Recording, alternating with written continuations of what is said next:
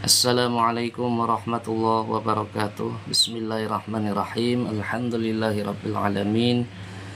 Allahumma shalli ala sayyidina Muhammadin al-Fatihi lima ughliqa wal khatimi lima sabaqa nasiril haqqi bil haqqi wal hadi ila siratikal mustaqim wa ala alihi haqqa qadrihi wa miqdarihi al-azim. Bismillahirrahmanirrahim. Alhamdulillahirabbil alamin. Saudara-saudaraku dimanapun Anda berada, alhamdulillah kita masih diberi kesehatan oleh Allah Subhanahu wa taala sehingga kita masih bisa untuk berjumpa lagi lewat media sosial live TikTok. Dan pada kesempatan kali ini masih dalam serial pembahasan kitab kuning, yaitu kitab Fathul Qorib karangan Syekh Abu Syuja. Nah, kali ini kita akan membahas tentang pasal yang menerangkan perkara-perkara yang membatalkan wudhu. Baik, langsung saja kita akan mulai. Bismillahirrahmanirrahim. Faslun utawi iki ku pasal suwiji fi nawaqidil wudhu'i ing dalam nerangaken piro-piro perkara kang batalaken wudhu al musammati kang den arani aidon halemali bi asbabil hadasi kelawan piro-piro sebab hadas. Pasal ini menerangkan tentang perkara-perkara yang membatalkan wudhu atau juga bisa dinamai dengan sebab-sebab hadas. Wallazi lan utawi perkara yunkidu kang batalaken opo allazi ayyub tilu tegese batalaken al wudhu'a ing wudhu iku sittatu asya'a, nanam piro-piro perkara. Perkara-perkara yang dapat merusak, maksudnya adalah yang dapat membatalkan wudhu, itu ada 6 perkara. Ahaduha utawi salah sijine sittatu asya'a iku ma barang khoroja kang metu min ahadis sabilaini saking salah sijine dalan loro. Ail kubuli tegese kubul wa duburi lan dubur min mutawattiin saking wong kang wudu hayin kang urip wadihin kang pertelo mu'tadan iku biasa kana ana opo al khariju perkara kang metu kabaulin kaya uyuh wa ghaitin lan kotoran BAB au nadiron atawa kang jarang kadamin kaya getih wa hasolan kerikil najasan tur najis kahazihil amsali kaya iki piro-piro contoh au tohiron atawa kang suci kadudin kaya ulat illal maniyya kejaba mani. Kita artikan dulu. Yang pertama dari 6 perkara yang dapat membatalkan wudhu adalah ma kharaja min ahadis sabilaini, segala sesuatu yang keluar dari jalan dua, dari 2 jalan pembuangan. Nah, dalam syarahnya dijelaskan maksudnya adalah segala sesuatu yang keluar dari kubul, jalan depan, wad dubur ataupun jalan belakang. Min mutawaddiin hayyin wadihin, dari seorang yang berwudu yang hidup dan juga jelas, ya. Mu'tadan kanal khariju kabaulin wa ghaitin, baik itu keluar sesuatu yang keluar tadi sesuatu yang sudah biasa seperti air kencing atau kotoran BAB, au nadiron atau sesuatu yang keluar tadi berupa benda yang memang jarang sekali terjadi keluar dari sistem pembuangan manusia. Kadamin seperti darah, wahaso dan juga batu, kerikil. Najasan baik itu berupa benda najis seperti contoh-contoh tadi, ya. Al-tohiron atau berupa benda yang suci, kadudin seperti ulat. Nah, ulat itu kan pada dasarnya suci, bukan benda najis. Kalau kotoran itu pada dasarnya najis. Nah, jadi kesimpulannya dari perkara yang pertama tadi adalah segala sesuatu yang keluar dari dua jalan, baik jalan depan maupun jalan belakang, dari orang yang hidup secara jelas hidupnya, baik benda yang keluar itu sudah biasa keluar, sudah umum, ataupun benda yang tidak umum, itu hukumnya membatalkan wudhu alias memiliki hadas kecil. Oke, kita lanjutkan. Illal maniya kejaba sperma al kharija kang metu bihtilamin sebab mimpi metu mani min mutawaddiin saking wong kang wudu mumakinin kang natepaken maq'adahu ing pelungguhane wong mutamakin minal ardi saking bumi.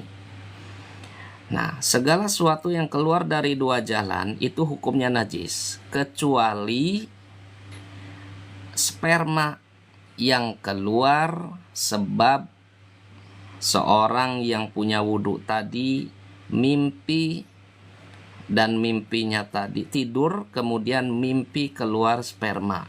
Mimpi enak kalau orang dewasa mah ya. Orang punya wudhu tidur sambil duduk, kemudian dalam tidurnya dia mimpi keluar sperma. Nah, duduknya adalah duduk yang menetapkan pantatnya ke bumi. Jadi duduk yang memang duduk menempelkan pantatnya ke bumi. Nah, ini fala yunkidu. Hal demikian ini keluar sperma bagi orang yang tidur, orang yang punya wudhu tidur dan bermimpi keluar sperma, maka wudhunya itu tidak batal.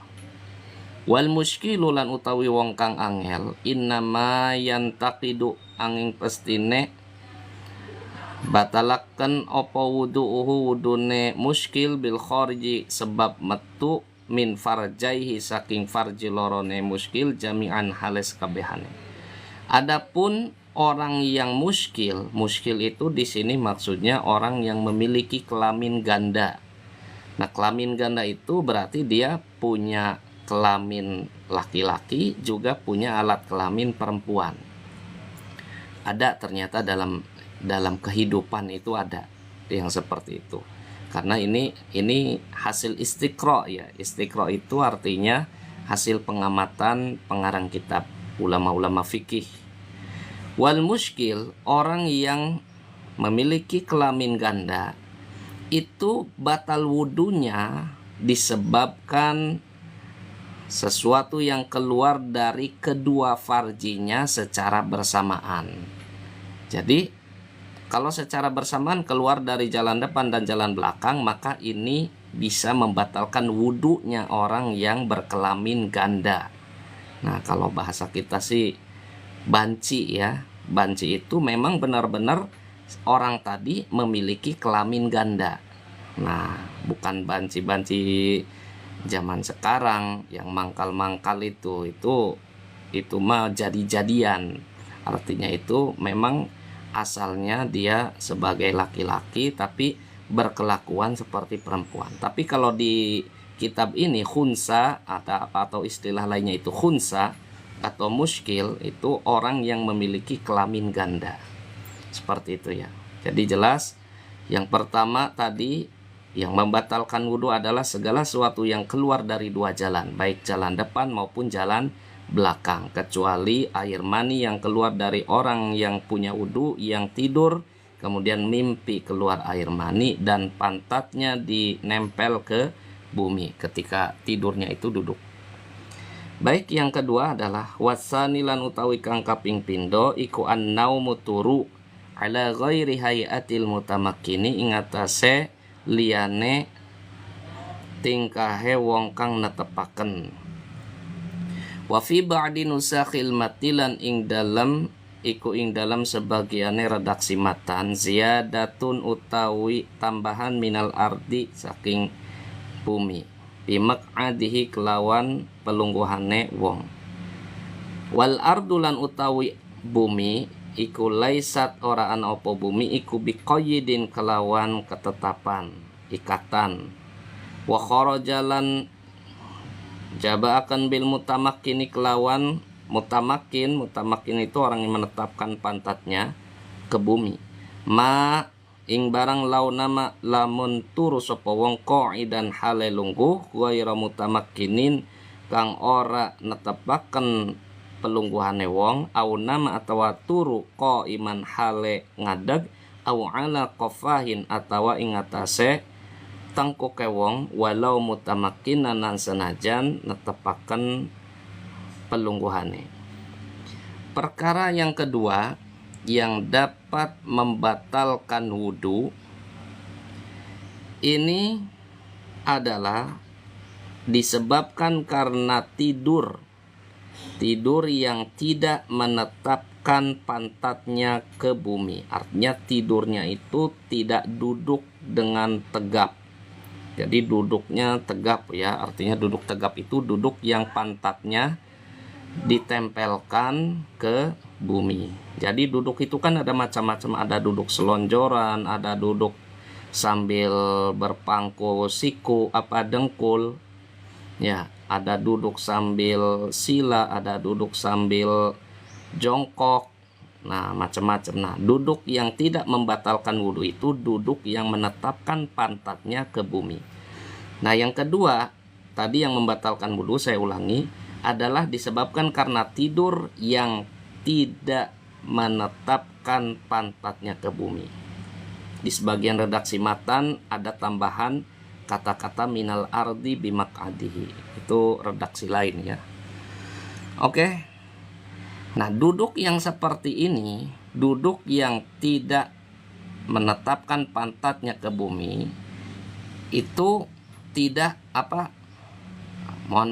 tidur yang tidak menetapkan pantatnya ke bumi itu tidur yang membatalkan wudhu. Di sini dijelaskan lagi wal ardu laisat biqayyidin. Yang dinamakan ardu bumi ini adalah bukan suatu ikatan yang harus memang bumi. Artinya bisa jadi dia duduknya di kursi yang keras ya, atau duduk di lantai. Nah itu jadi tidak harus duduk di tanah gitu tuh. Maksudnya begitu. Laisat biqayyidin. Bukan suatu ikatan kata yang baku. Wa kharaja bil mutamakin, dikecualikan dengan lafaz mutamakin, malauna maqa'idan, sekiranya dia tidur itu sambil duduk ghairu mutamakkinin, yang tidak menetapkan pantatnya ke bumi. Au nama qa'iman. Nah, ini orang yang duduk tapi tidak menetapkan pantatnya ke bumi, jika dia tidur maka wudunya itu batal. Au nama qa'iman, atau dia tidurnya berdiri. Ini juga bisa membatalkan wudu. Tidur berdiri kan ada ya. Nah, au ala qafahin, atau tidur terlentang. Qafahin itu tangkuk. Ya. Jadi tidur terlentang. Ini membatalkan wudu. Walau mutamakinan, walaupun pantatnya nempel ke bumi. Jadi kalau tidur terlentang itu tetap membatalkan wudu, apalagi tidur miring. Nah, ngarengkol bahasa Sundanya. Nah, itu tetap membatalkan wudu. Karena ada dalam hadis Nabi, yaitu al-ainani wika usahi. Dua mata itu adalah wika usahi, talinya pantat. Jadi jika mata ini sadar, mata ini melek, maka bisa mengendalikan keluarnya kentut. Ya. Al-ainani wika usahi, jika mata ini melek, sadar, maka bisa mengendalikan kentut. Tapi jika mata ini terlelap, tidur, maka dia tidak bisa mengendalikan kentut. Sehingga banyak terjadi ketika orang kentut, ketika orang tidur, itu tiba-tiba keluar angin atau kentut. Nah itu maksudnya, mengapa orang yang duduk menetapkan, menempelkan pantatnya ke bumi, tidurnya itu tidak membatalkan wudhu. Karena sudah bisa dipastikan orang yang tidur sambil duduk, duduknya itu seperti kalau kita mah sila lah, duduk sila sehingga pantatnya nempel di bumi dan jalur keluar angin di pantatnya itu tertutup rapat sehingga tidak bisa kentut tanpa ia sadari. Tuh, di sini ya. Oke, saya kira sudah jelas bagian yang kedua yang membatalkan wudhu. Wasalisu, nah ini sekarang masuk bagian ketiga. Wasalisu lan utawi kaping telu perkara kang batalaken wudhu iku zawalul aqli ilange akal ail ghalabati alaihi ata tegese ngelindih alaihi ngatasi akal bisukerin kelawan sebab mabok au marodin atawa lara au jununin atawa edan au igmain atawa ayan au ghairi zalika atawa liyane mengkon-mengkonon mazkur. Nah, perkara yang ketiga yang dapat membatalkan wudhu adalah hilang akal, hilang kesadaran. Bukan akalnya hilang, nah artinya kesadarannya hilang. Maksudnya sudah parah ya. Ghalabati alaihi artinya sudah menguasai akalnya itu hilang sampai kesadarannya hilang. Bisukrin sebab mabok atau sebab dia sakit pingsan itu kan hilangnya akal. Au jununin atau dia gila atau ayan ataupun yang lainnya. Jadi perkara yang membatalkan wudhu yang ketiga adalah hilang akal. Makanya orang yang mabok, orang yang pingsan atau orang yang gila, ayan itu ketika dia punya wudhu ayan itu wudhunya batal. Ya, apalagi mabok. Ini mabok di sini artinya mabok teler ya. Bukan mabok darat atau mabok mobil. Kalau mabok mobil mah dia hanya muntah. Kalau muntah itu kan akalnya masih ada. Nah, yang dimaksud mabok di sini adalah mabok teler yang akalnya itu sudah tidak terkontrol lagi. Nah, ya mabok banyak sebabnya, bisa karena minum minuman keras, bisa karena mohon maaf sebab alat benda obat-obatan terlarang atau sebab memakan buah kecubung ya seperti itu atau sebab apalagi lah banyak ya. Kalau ayan kalau pingsan jelas marot atau dia hilang akal karena mohon maaf stroke ya itu hilang akal. Itu jelas. Kalau gila jelas, ayan jelas. Ini bisa membatalkan wudhu. Zawalul aqli.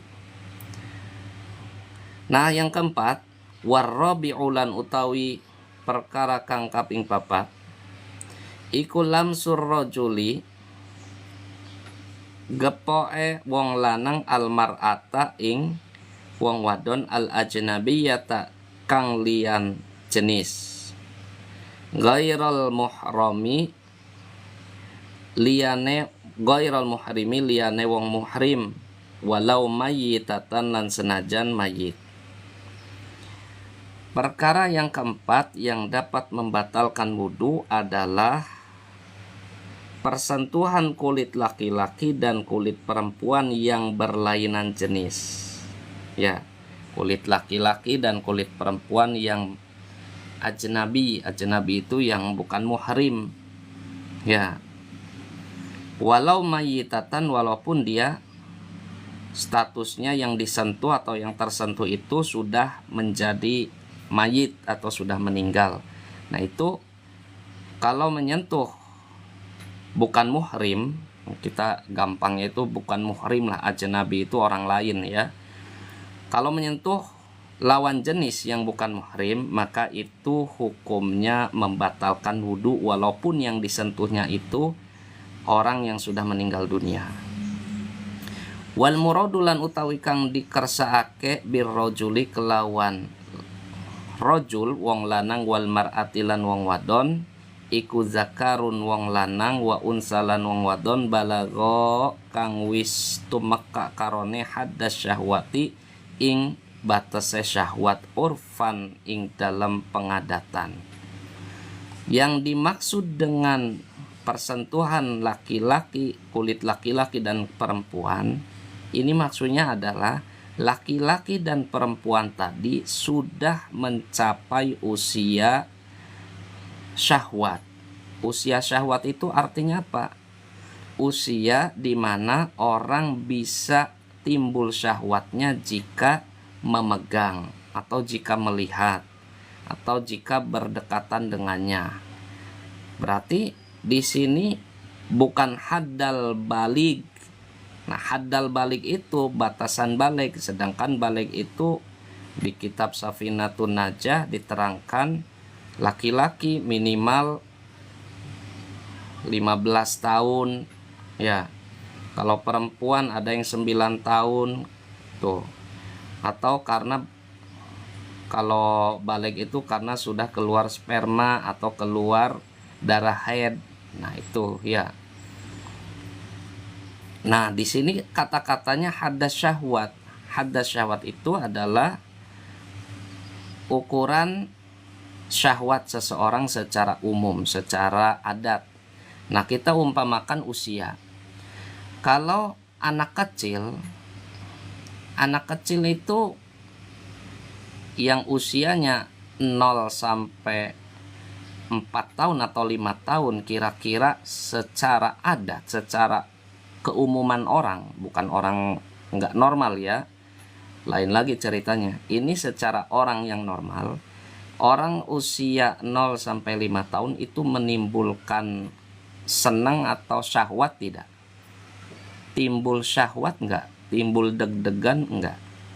Nah, kalau sudah timbul, misalkan usia 5 tahun sudah badannya sudah berbentuk, sudah seperti orang remaja, orang dewasa, maka ketika bersentuhan kulit dengannya dan kebetulan lawan jenis bukan muhrim, maka bisa membatalkan. Tapi misalkan anak usia 5 tahun ke bawah itu dianggapnya anak yang belum bisa merangsang nafsu, merangsang syahwat, maka ketika bersentuhan itu tidak membatalkan wudu. Nah, jadi di sini sebenarnya urfan ini menurut kebiasaan orang yang wajar, orang yang waras. Lain lagi orang tidak waras, seperti orang yang memang punya kelainan seksual.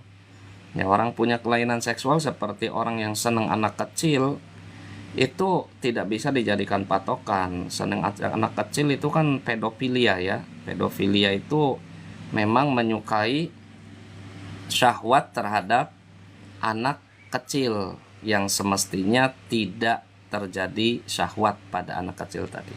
Nah, kalau pedofilia itu tidak bisa dijadikan alasan. Nah, atau sebaliknya, kalau ini anak kecil, yang kedua adalah orang tua yang sudah tua renta. Nah, kira-kira bahasa kasarnya kita nafsu enggak dengan seorang, kalau saya laki-laki sama nenek-nenek yang sudah tua renta, nafsu enggak sih? Nah, di sini kan ada keterangan di syarahnya itu hadas syahwat. Nah, kalau sekiranya tidak nafsu lagi dengan seorang nenek-nenek yang sangat tua renta, kulitnya mohon maaf sudah keriput, berakar ya, berakar artinya uratnya itu sudah kelihatan banyak sekali, bukan yang seksi ya, artinya tua renta, nenek-nenek. Nah, menurut keterangan ini, keterangan syarah di kitab Fathul Qorib ini, berarti kita kalau bersentuhan kulit dengannya maka tidak batal. Tuh, maka tidak batal. Nah, kesimpulannya ketika kita bersentuhan kulit dengan lawan jenis yang bukan muhrim, yang bisa membatalkan adalah yang menimbulkan syahwat. Kita lanjutkan lagi. Wal muradulan utawi kang dikersake bil muhrimi kelawan wong muhrim iku man wong haruma kang haram apa nikahuha nikahe wong muhrim li ajli nasabin krana arah nasab aw radha'in atawa susuan aw musaharatin atawa persemendaan. Nah, ada lagi yang dimaksud dengan muhrim di sini. Maksudnya apa? Kita kan batal wudunya kalau bersentuhan dengan lawan jenis yang bukan muhrim. Maksud muhrim itu apa sih? Nah, di sini dijelaskan maksud muhrim itu orang yang haram untuk dinikahi. Haram dinikahi karena nasab, contohnya saudara kandung, kakak adik, laki-laki perempuan saudara kandung, maka haram untuk dinikahi karena nasab. Nah itu ketika bersentuhan kulit maka tidak batal wudunya kakak adik. Atau karena nasab itu contohnya anak dan bapak, atau anak sama ibu, anak sama kakek, anak sama nenek, itu tidak batal wudunya ya. Atau bibi atau paman itu tidak batal. Nah nanti lebih lengkap lagi nanti akan dijelaskan di bab fikih munakahat ya. Fikih munakahat itu akan dijelaskan nasab, jalur-jalur nasab sehingga bisa dinamakan muhrim atau bukan muhrim, itu nanti di bab fikih munakahat. Nah secara singkat, orang yang satu nasab dengan kita, kakak, adik, ataupun ibu, bapak, kakek, nenek, atau cucu ya, atau paman, bibi, nah itu tidak membatalkan wudu karena tidak boleh untuk dinikahi. Terima kasih yang sudah mengirimkan mawarnya, yaitu Akang Romins, Akang atau apa ini, mohon maaf kalau saya salah menyebutkan. Semoga berkah, dan terima kasih yang sudah bergabung dengan konten ini. Ya hitung-hitung kita nostalgia lah bagi yang sudah pernah belajar, hitung-hitung nostalgia ya. Atau yang baru belajar ya hitung-hitung kita sama-sama belajar lah. Saya juga sama-sama belajar. Kalau nggak kayak gini saya nggak baca-baca lagi. Terima kasih ya sudah bergabung. Nah kita lanjutkan lagi. Yang dinamakan muhrim adalah muhrim rodo. Di antaranya rodo itu artinya susuan, saudara sepersusuan. Jadi jika ada anak disusui oleh seorang ibu dengan syarat-syarat tertentu, maka anak tadi menjadi anak susuan. Anak susuan itu hukumnya menjadi muhrim, dan ketika dipegang kulitnya, disentuh kulitnya, maka anak susuan tadi atau ibu susuannya itu tidak batal wudu, alias dia haram untuk dinikahi.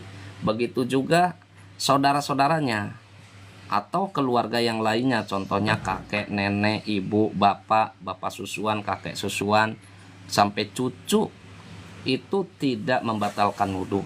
Sampai pamannya, bibinya, itu tidak membatalkan wudu karena telah menjadi muhrim sebab rodoah. Rodoah itu susuan.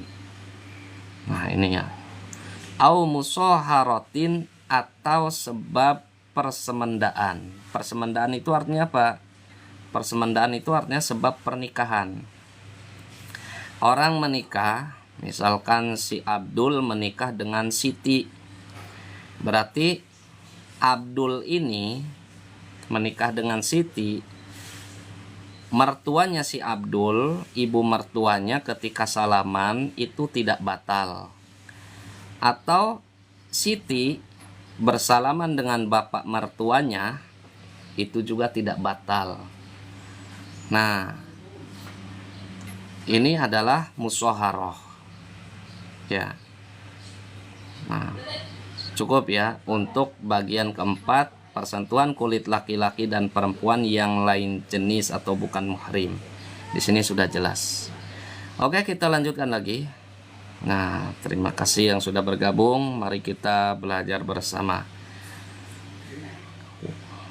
Min ghairi hailin. Nah, persentuhannya itu seperti apa yang bisa membatalkan wudu? Yaitu min ghairi hailin, yaitu persentuhan saking ora atau tanpa aling-aling, yang tidak ada penghalangnya, alias kulit dengan kulit langsung bertemu, nempel.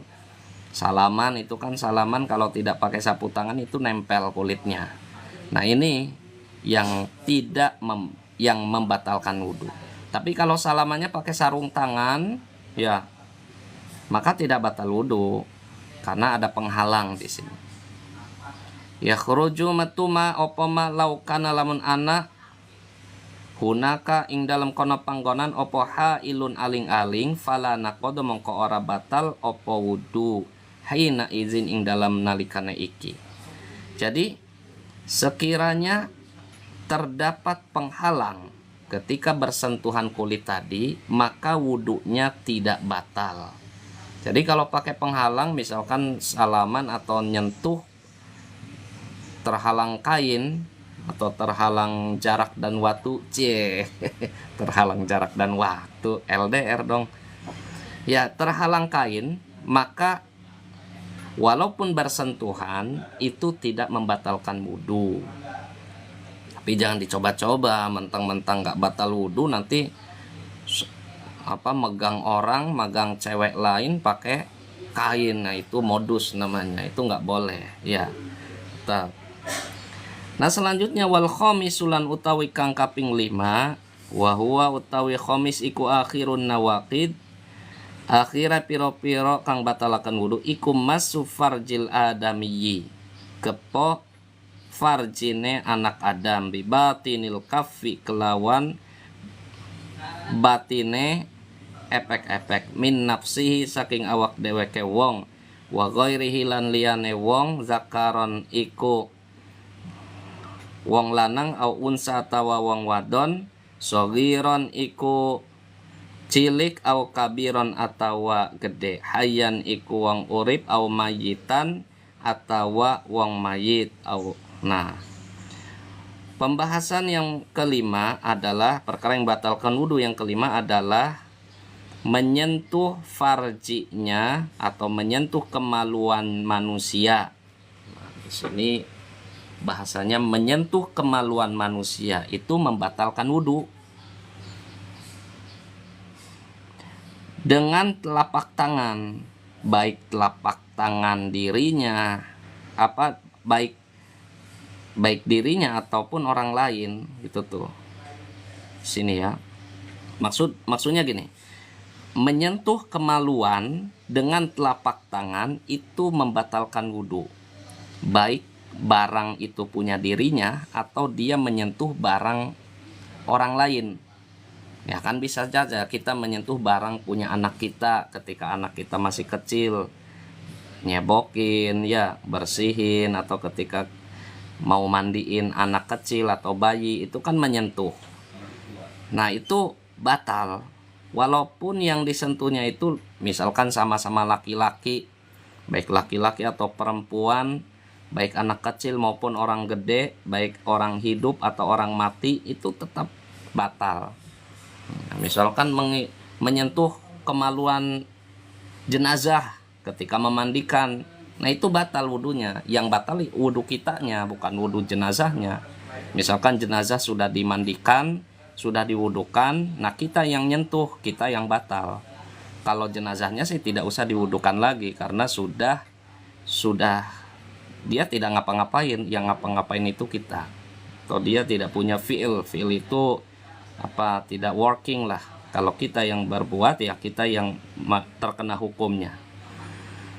Nah, ada keterangan walafzul adami sakitun, walafzul adami lan utawi lafad adam iku sakitun gugur fi ba'di nusakhil matni ing dalam sebagian redaksi matan. Jadi jelas ya. Perkara yang kelima yang membatalkan wudu adalah menyentuh kemaluan manusia dengan telapak tangan, baik kemaluan dirinya sendiri ataupun kemaluan orang lain, manusia lain. Laki-laki, perempuan, anak kecil, orang besar, orang hidup, ataupun orang meninggal. Nah kemudian selanjutnya, ini bisa dikatakan yang keenam, karena di sini keterangannya sittatu asya, ada 6 perkara ya. Selanjutnya adalah wamassu halqati duburihi, menyentuh gepok bunder-bunderane dubure anak Adam. Ail adami tegese menuso yunkidu iku batalaken wudu. Alal qauli ngatasé kaul pendapat al jadid kang anyar, wa alal qadim lan ing ngatasé pendapat kang dingin itu yang dulu, layan kudu ora batal. Nah, layan kudu opo masul halqati gepok bunder-bunderan dubur.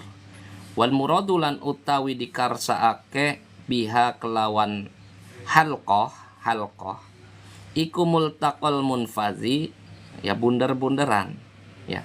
Wabibatinil kafi, lubang, ini tuh lubang dubur bahasa Indonesianya. Wabibatinil kafi lan kelawan batina epek-epek iku arrohah telapak tangan ma'abutunil asabi'i ing dalam sertane piro-piro batine piro-piro driji. Kita ke sini dulu. Perkara yang keenam yang bisa membatalkan wudu adalah menyentuh lubang dubur manusia. Adam ya, di sini manusia. Jadi kalau menyentuh lubang dubur hewan, ya itu tidak batal karena di sini Adam itu manusia. Nah, menyentuh lubang dubur manusia itu hukumnya membatalkan wudu menurut kaul yang jadid, pendapat yang jadid, yang baru. Adapun menurut pendapat yang lama, kaul qadim, nah ini masih mazhab Syafi'i ya, masih lingkup mazhab Syafi'i. Menurut mazhab yang lama itu tidak membatalkan wudu. Tuh. Tapi kita secara mayoritas di Indonesia itu menyentuh kemaluan manusia dan menyentuh lubang dubur manusia dengan telapak tangan itu membatalkan wudu. Kalau ini mah perbedaan pendapat sudah biasa dalam kalangan ulama fikih. Nah, kemudian yang dinamakan dengan halqah, lubang dubur itu apa sih? Yaitu lubang tempat keluar kotoran dari jalan belakang, dari anus. Kan ada lubangnya itu ya. Jadi anus itu bukan pantat atau bukan belahan pantat. Ini mohon maaf saya sangat jelas membahasnya walaupun agak terkesan vulgar. Tapi untuk kajian fikih ini tidak apa-apa supaya hukumnya jelas. Jadi yang dimaksud dengan lubang dubur itu adalah lubang anus. Bukan pantat atau bukan belahan pantat. Nah, bagi orang yang pantatnya mohon maaf agak besar, ya, itu ketika menyentuh pantat atau bokongnya itu tidak batal. Atau menyentuh masih area belahan pantat, nah itu tidak batal kecuali menyentuh lubang duburnya. Kalau menyentuh lubang duburnya itu sudah masuk kategori ini, yaitu membatalkan wudu. Nah, jelas ya di sini. Yang dimaksud halqah itu lubang dubur, bukan pantat atau belahan pantat. Wabibatinil kafi, yang dimaksud dengan batinnya telapak tangan, nah bahasa gampangnya sih yaitu telapak tangan bagian dalam. Jadi telapak tangan ya kalau kita umpamakan nih telapak tangan ya. Ini yang dimaksud telapak tangan tuh yang ini nih, batinil kaf.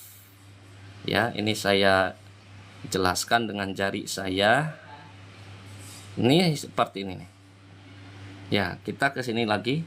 Wabibatinil kafi arrohah ma'abutunil asabi. Jadi yang membatalkan wudu itu area ini, area telapak tangan ini, tangan kiri saya. Mohon maaf ya, saya ilustrasikan biar jelas hukumnya. Yang menjadi batal adalah disentuh dengan bagian ini, yang putihnya lah. Yang putihnya itu batal. Ya, tuh. Kalau kita merapatkan itu begini nantinya. Tuh, seperti ini ya. Ini telapak tangan bagian dalam, rohah. Wabutunul asobi, yaitu batinnya atau bagian dalamnya jari-jari tangan. Jadi kitanya rapatkan dulu. Tuh. Nah, dikecualikan. Nah, saya ulang ya. Kalau yang menyentuhnya dengan ini, bagian dalam telapak tangan ataupun jari-jari bagian dalam, ini hukumnya membatalkan wudu. Tapi kalau menyentuhnya dengan bagian punggung telapak tangan atau bagian pinggirnya atau ujung-ujung jari itu tidak membatalkan wudhu. Nah, jadi kalau menyentuh kemaluan atau dubur, lubang dubur dengan punggung telapak tangan, ini punggung ya, yang berwarna coklat atau hitam atau kuning langsat lah, gimana bentuk awalnya ya. Kalau saya mungkin hitam ke coklat kehitaman, ya mohon maaf ini ras saya begini, udah dari sononya ya. Nah ini kalau menyentuh kemaluan atau lubang dubur menggunakan ini nih, punggung telapak tangan atau punggung bagian luar jari-jari, maka tidak batal wudhu. Wudhunya tidak batal. Atau menyentuhnya dengan ujung jari, ini ujung jari nih ya, ini tidak membatalkan wudhu, ini ujung ya.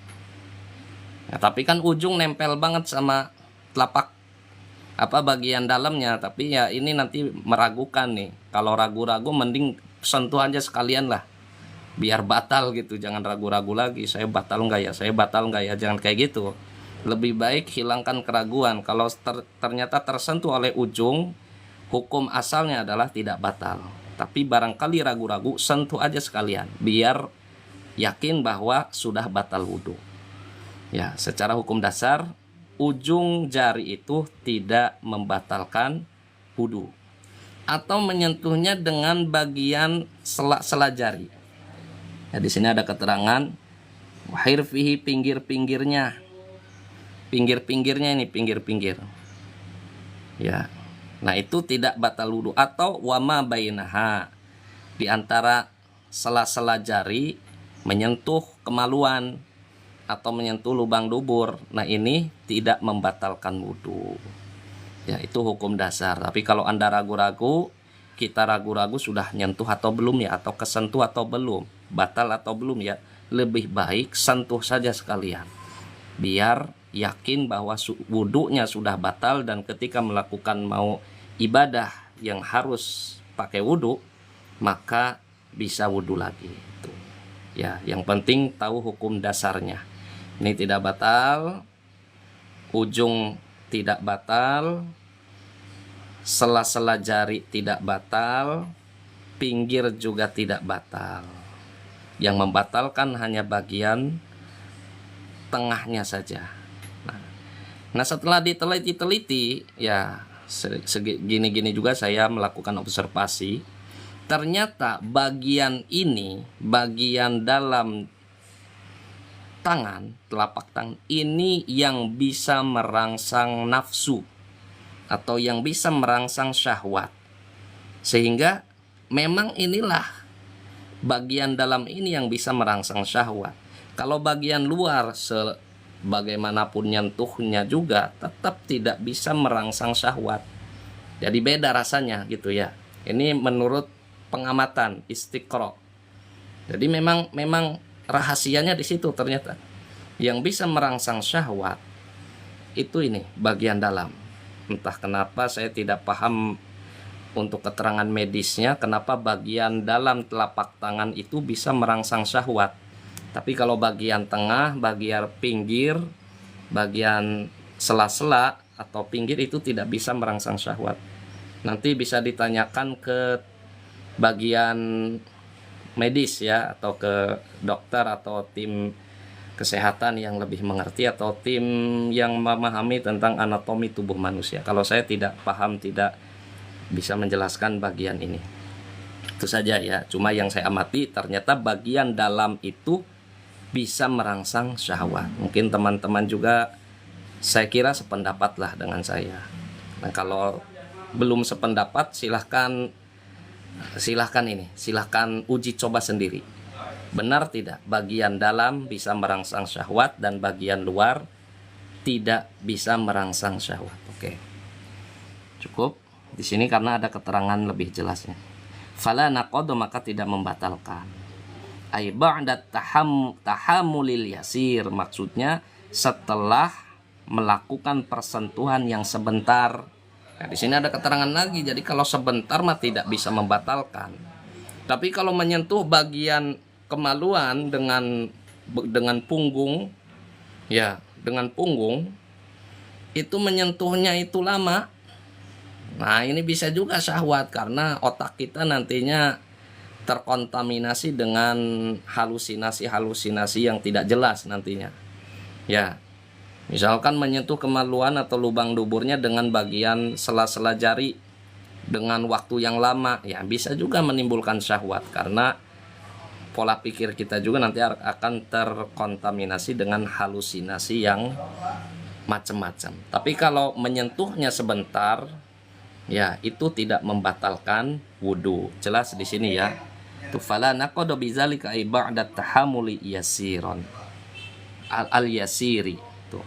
Jadi persentuhan kemaluan dan lubang dubur dengan punggung telapak tangan atau pinggir telapak tangan, ya, atau ujung jari-jari atau sela-sela jari itu tidak membatalkan wudhu setelah persentuhan itu dilakukan sebentar saja. Tapi kalau lama bisa membatalkan wudhu. Saya kira cukup untuk pembahasan kesempatan ini, ya, episode ini, yaitu cukup panjang ya karena ini saya membahasnya dengan syarahnya. Biasanya saya membahasnya hanya matannya saja. Kalau matannya saja barangkali ada keterangan-keterangan yang perlu dijelaskan. Jadi saya berpikir ulang, lebih baik saya bacakan dan saya coba untuk menerangkan matan dan syarahnya sehingga lebih jelas. Itu saja. Terima kasih yang sudah bergabung dengan channel ini, semoga bermanfaat. Dan bagi yang dulunya pernah pesantren, hitung-hitung kita nostalgia lah dengan suasana pesantren zaman dulu, mengaji kitab kuning, memaknai bahasa Jawa, kemudian diterangkan oleh bahasa Indonesia. Itu kan tradisi-tradisi kita waktu di pesantren. Nah, bagi yang belum mengalami hal seperti ini, ya mudah-mudahan bisa menyenangkan. Nah, oke, itu saja dari saya. Terima kasih. Mohon maaf barangkali banyak kekeliruan, banyak kesalahan dari segi pelafalan, redaksi, pemaknaan, tarkib nahwu sorobnya, atau dari segi penerjemahan. Saya mohon maaf dan silahkan minta untuk dikoreksi. Ya, terima kasih. Wal afu minkum. Kita ketemu lagi dalam episode selanjutnya. Wassalamualaikum warahmatullahi wabarakatuh.